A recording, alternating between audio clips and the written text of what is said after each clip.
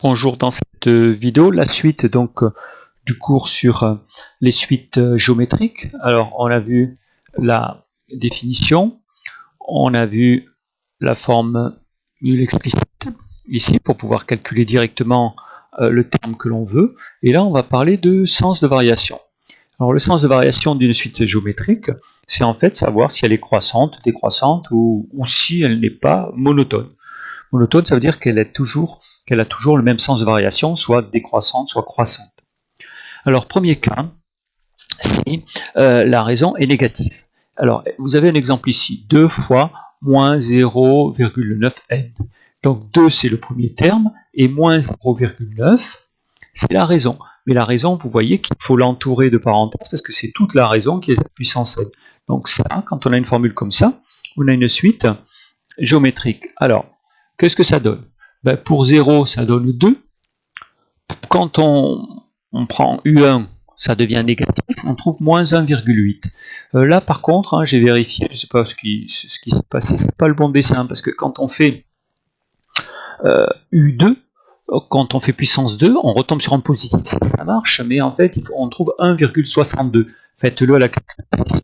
Et 1,62, en fait, c'est plus grand que 1, c'est entre 1 et 2. Alors, ça, c'est ce qui est corrigé. Par contre, vous avez un fichier où j'ai corrigé. Donc, vous voyez ici, c'est plus visible. Là, on a 1,62 ici, plus 1,62. Quand on continue à faire... Alors, je suis en train de le faire à la calculatrice pour voir ce que ça donne. 0,9 encore. On trouve 1,458. Donc, moins 1,458 qui correspond à peu près à ça. Voilà, ça c'est le vrai nuage de points. Ici, je ne sais pas ce qui s'est passé, j'ai pas dû mettre le bon. Je sais pas. Mais en fait, c'est pas grave, vous avez le bon sur le fichier PDF à compléter. Et là, j'ai pris une autre suite. Vous voyez, alors, moins 1,3, c'est plus grand que 1. Moins 0,9, enfin, 1,3 est plus grand que 1. 0,9 est plus petit que 1. Alors, vous voyez, ce qui se passe, c'est que là, alors c'est toujours une fois positif, une fois négatif, une fois positif, une fois négatif. Par exemple, au début, c'est 2. Ensuite, hop, ça va être moins, alors tiens, je calcule, 2 fois 1,3, on va trouver moins 2,6.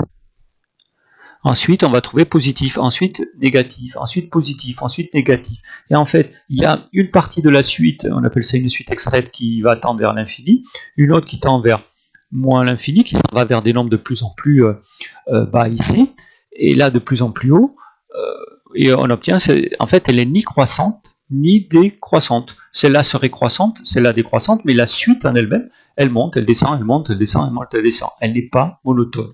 Ici, elle descend, elle monte, elle descend, elle monte, elle descend, elle monte. Elle n'est pas monotone.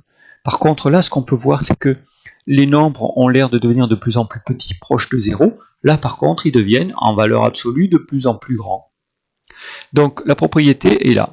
Si Q est négatif, ah ben, elle n'est pas monotone. Un coup, elle monte, un coup, elle descend, un coup, elle monte, un coup, elle descend. Alors maintenant, ce qui peut être un peu plus intéressant, c'est quand Q est positif.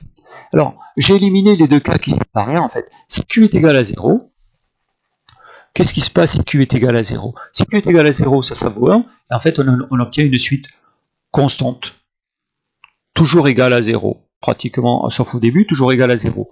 Si Q égale 1, ça vaut 1, et donc on a aussi une suite constante. Donc les cas Q égale à 0 et Q égale 1, bon, pour modéliser une situation, ça ne sert pas à grand chose.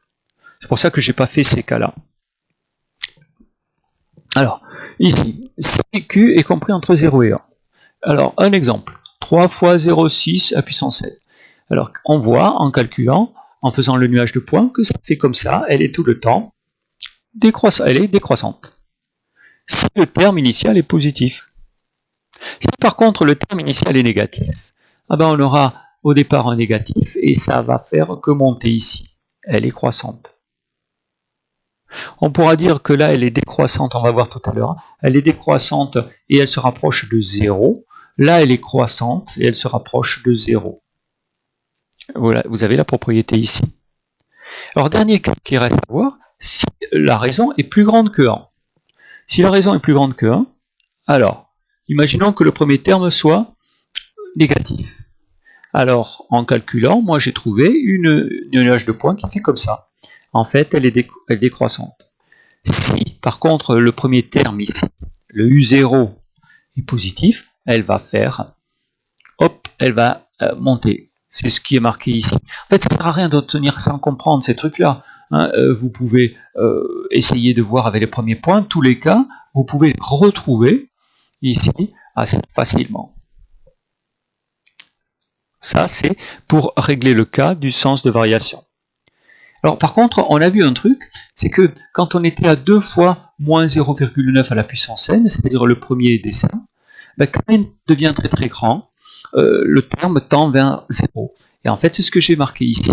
Ça s'écrit comme ça. La limite quand n tend vers plus l'infini de 2 fois moins 0,9 à la puissance n, ça vaut 0. Alors, ça ne vaudra jamais 0 le nombre, mais la limite, ça vaut 0. À la limite, c'est le nombre qui, en fait, pour lequel on va se rapprocher, enfin, j'arrive pas à le dire en français, c'est le nombre dont les termes de la suite vont se rapprocher de plus en plus. Ça, c'est la limite. Celui-là, ici, quand n devient très, très grand, alors c'est lequel, je ne me souviens plus, celui-là, ici, hop, ben là aussi, ça tend vers 0. Celui-là aussi, d'ailleurs, tend vers 0. Ah, je l'ai pas, je l'ai mis ici. Alors, moins 1 fois 1,2 puissance n, ben là, ça va tendre vers un nombre qui devient de plus en plus grand, mais avec un moins devant. On en dit moins l'infini.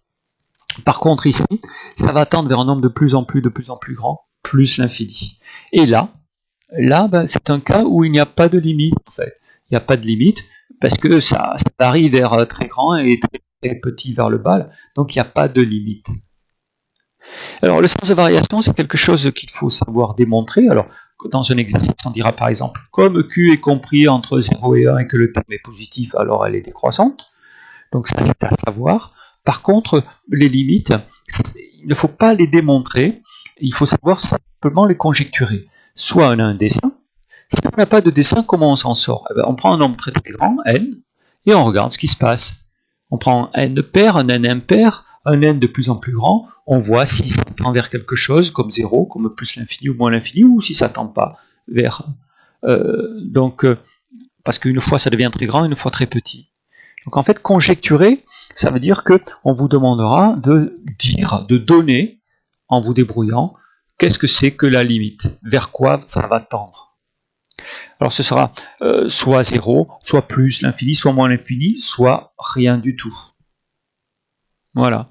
Le sens de variation, donc je rappelle, c'est voir si c'est croissant ou décroissant ou rien du tout, comme ici. Vous avez, grâce au nuage de points, une idée intuitive de ce qui se passe. Voilà pour cette deuxième vidéo.